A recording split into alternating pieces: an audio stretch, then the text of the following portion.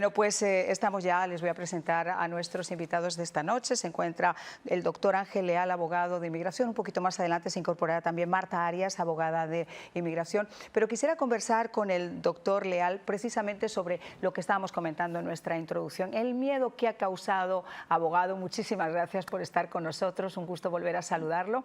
El miedo que ha causado este tema de la deportación masiva, de la cacería que se va a registrar, que tiene a muchas personas realmente asustadas.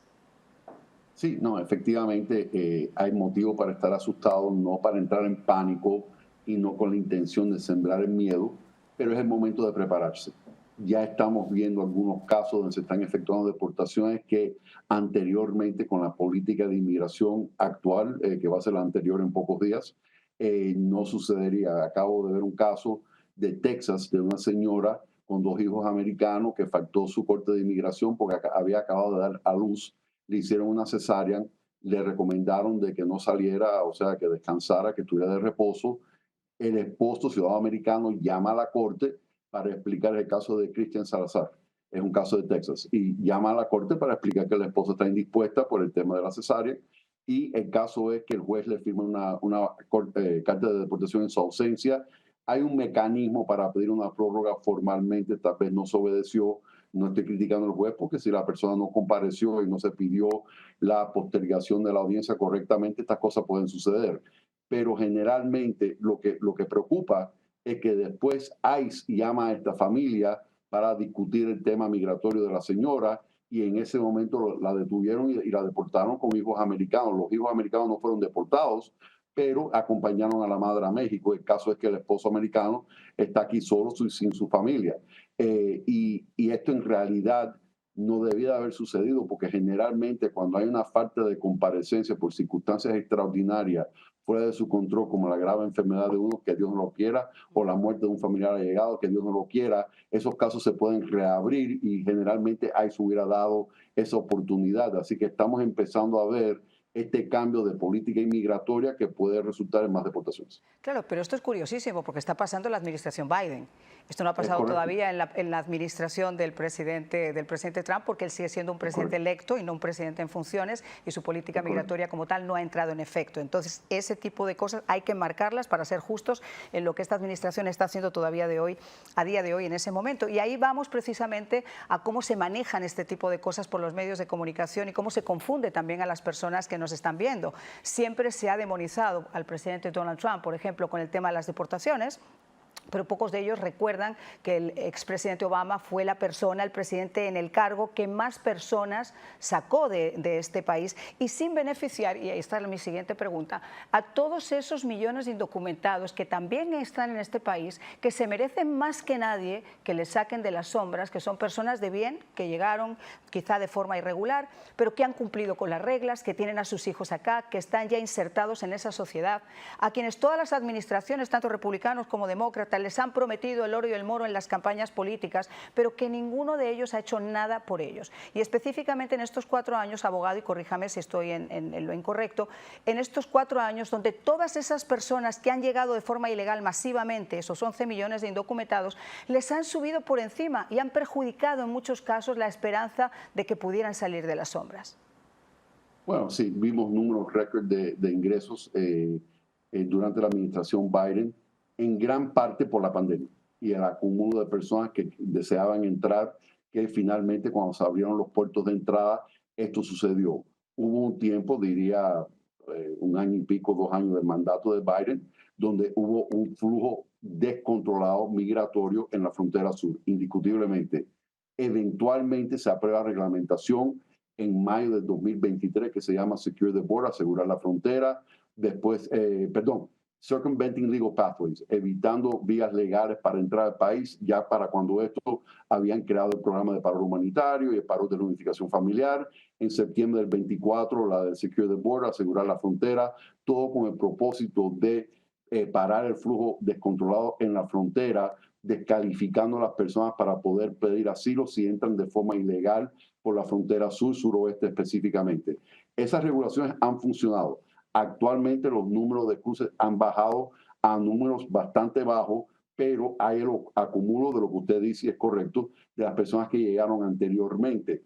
Y lo más triste de todo esto es que efectivamente no ha habido la voluntad política para buscar soluciones sensatas a este tema inmigratorio. Puedo señalar un proyecto de ley que fue patrocinado por la representante María Elvira Salazar, que le llamaba el plan de redención, en realidad no avanzó. Exacto, exacto, y no avanzó.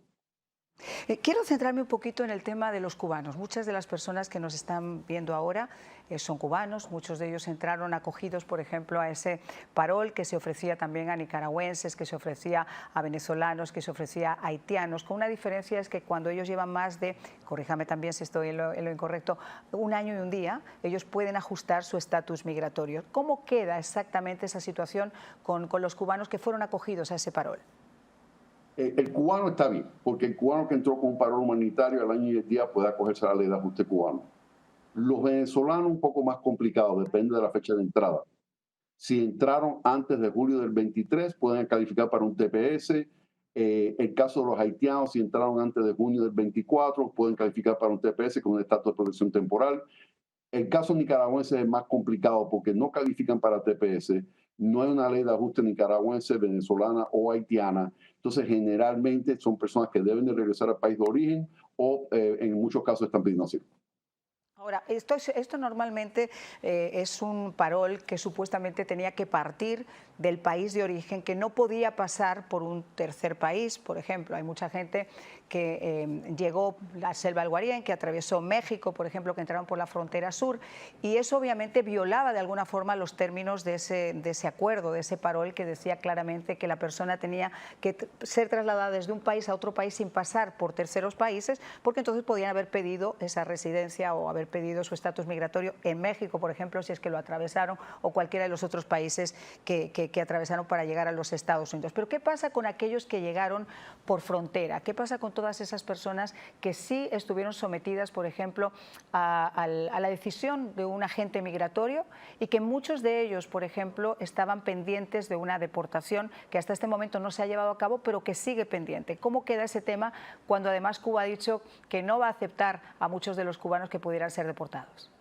Ok, tres cosas. Primero, el programa de paro humanitario, que dicho sea de paso sigue en vigor hasta el 20 de enero y vamos a ver qué pasa después del 20 de enero.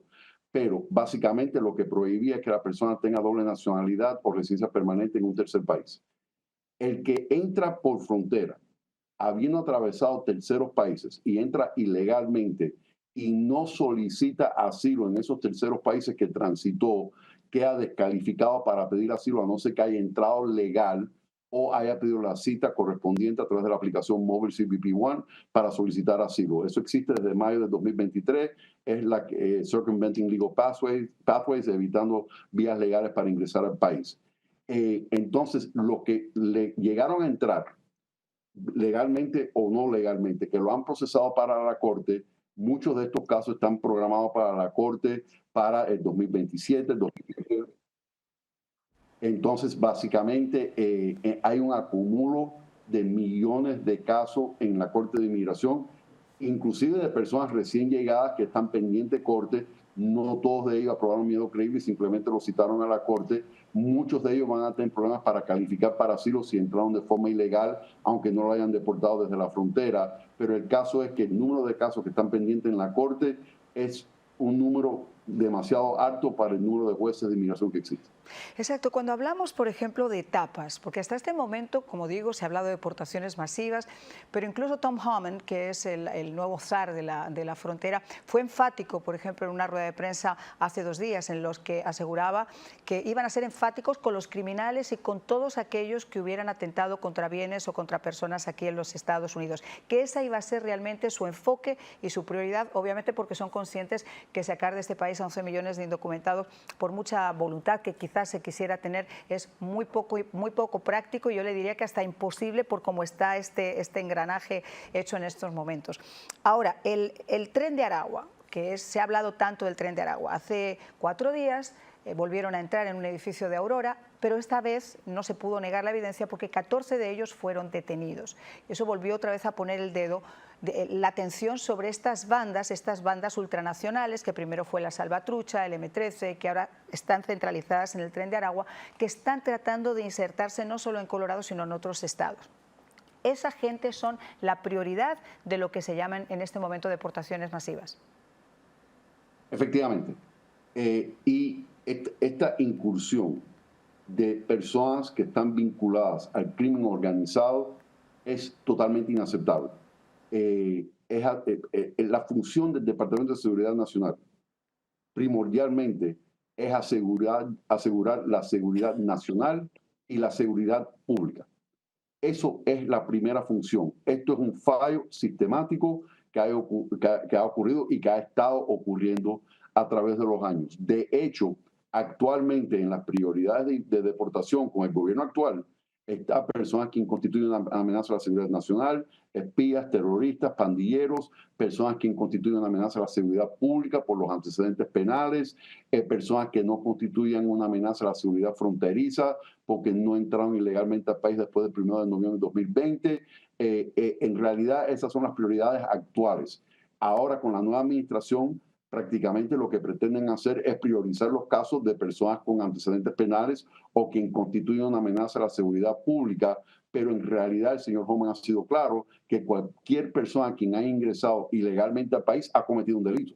Claro que sí. Y que Abogado, por lo tanto puede ser considerado un caso prioritario también, pero la primera función tiene que ser parar el ingreso o la incursión de estos elementos de crimen organizado. que yo me imagino que además a ustedes como abogados también les complica extremadamente las cosas por los trámites que ya están en marcha para esas personas que han hecho su esfuerzo para tratar de legalizar de alguna forma su situación, de blanquear su situación, y que también se ven afectados por esta avalancha de casos en las cortes, por la opinión pública. Y como yo decía, por esa... Yo por ejemplo, cuando estábamos, yo recuerdo en Telemundo que teníamos que viajar, la esperanza con la que muchos inmigrantes indocumentados que entraron hace 20 años, 25 años, esperaban esa reforma migratoria que nunca se ha dado, sigue todavía existiendo.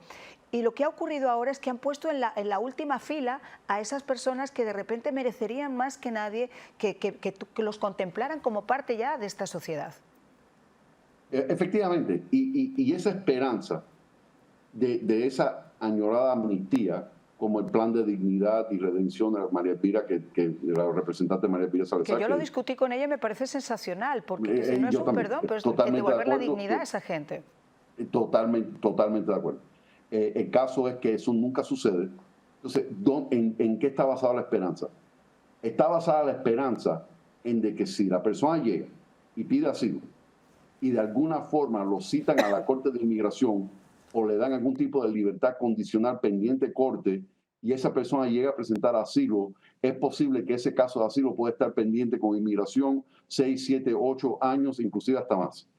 Durante ese tiempo obtiene permiso de trabajo, licencia de conducir, seguro social. Entonces la confianza se está depositando en un sistema disfuncional donde no hay la capacidad para adjudicar estos casos de forma expedita o de forma rápida o de forma, vamos a decir, dentro de los parámetros de un tiempo razonable. Y entonces la esperanza se basa en la inefectividad y la inacción del sistema inmigratorio de adjudicar los casos, y las personas permanecen aquí y hacen vida acá. Donde se convierte en la injusticia es que precisamente son personas que trabajan, que pagan impuestos, que no tienen antecedentes penales, que tienen hijos americanos, porque la vida sigue, y de pronto de 7, 8, 9 años después que entraron, ese caso de asilo terminan que no califican para asilo y pueden terminar con una carta de deportación. Ahí es donde viene la verdadera tragedia, porque en parte la injusticia se crea por la disfuncionalidad del sistema. Claro, estamos totalmente de acuerdo. Abogado, muchísimas gracias por haber sido tan amable de estar con nosotros en esta mañana, quitar un poco ese temor a muchas de las personas que nos están viendo y que a través de los teléfonos que yo siempre pido que usted nos den su opinión y tal, nos habían dicho, Mariana, a ver si hay posibilidades de hacer un programa que aborde este tema, porque hay mucha gente que realmente estaba preocupada. Muchísimas gracias y que tenga una maravillosa Navidad. De igual manera, María, un privilegio estar con usted. Y nosotros regresamos de inmediato y lo vamos a hacer con nuestra siguiente invitada en solo instantes. Esto no acaba, vamos a hablar de los venezolanos, nicaragüenses, vamos a hablar, por ejemplo, qué pasa con la I-220A, qué pasa con esas visas de estudiantes, qué va a pasar con las visas de inversionistas. En solo instantes, aquí en De Buena Fuente.